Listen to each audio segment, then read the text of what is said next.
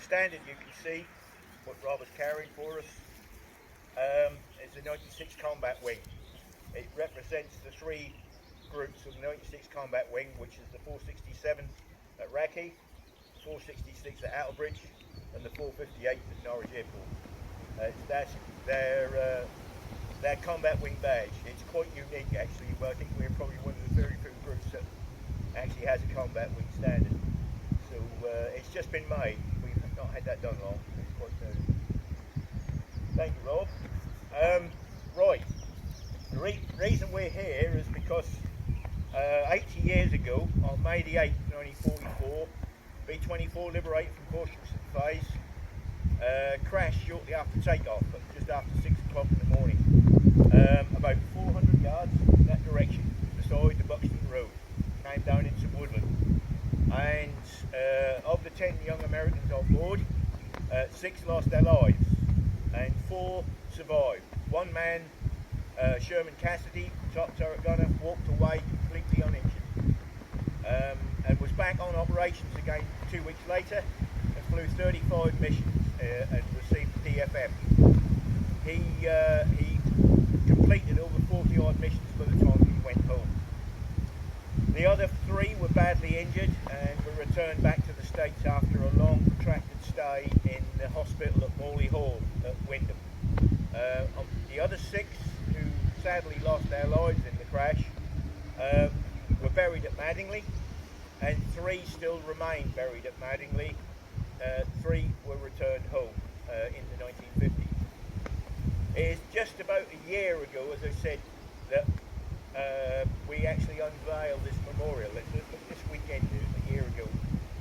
We had one of the crew members who survived. We had his daughter, Angie Ross, and her son Brant over from North Dakota, from Fargo, and they actually unveiled the memorial. The memorial you see here is in 2 parts. One part is the United States of America. The other part is Belle of Boston with 2 outriders. That was designed and built by the gentleman who's filming here, Andy, one of our members. He actually built that, and he's done a fantastic job, and it's gone nice and rusty now, as he now said. It's gone a nice patina. It was all shiny when we unveiled it, but we've left it and it's gone rusty. We did it here because on the crash site, it's on private land, and this is private land, but people can do it. But on the crash site itself, you wouldn't get anywhere near it, so there's no point in putting a memorial there. There is another memorial actually to this crew, and it's in Fretton Village Hall, which was put in place in 2004, which was the 60th anniversary. We just recognised the 80th anniversary last year. So, not to run on too long, I'll try and keep it short. The mission they were flying that day was over to Brunswick in Germany to bomb a Messerschmitt factory. Unfortunately, this crew, they only got a mile and a half away. As they lifted off the end of the runway, 05 at Horsham St Faith, it was a -9 degrees frost that morning on that Monday in May, and one of the engines, the carburettor froze up, and it caused it to explode. Lieutenant Kingsley, the pilot, tried his hardest to keep this monster in the air, and he was flying in a mushed attitude, like nose up, and all the way along the side of the road, the other side of my hedge here, were big oak trees like this, and he took the tops out of all those oak trees all the way along the Buxton Road, just missing the bungalows. He got just to the junction where it goes down into Frettenham, and the left wing hit a big English oak tree and ripped the wing off. The remains of the aircraft hit the middle of the Buxton Road, bounced up, hit another oak tree on the other side of the road and disintegrated. And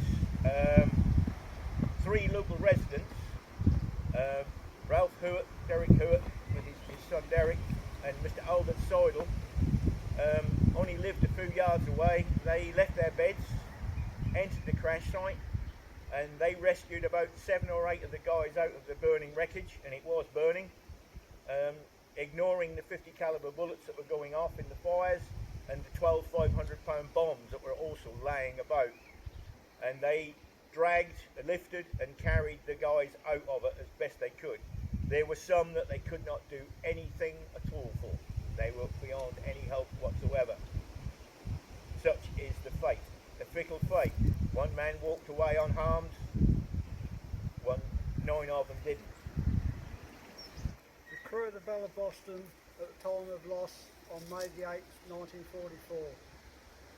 Second Lieutenant Paul E. Kingsley, pilot, killed in action.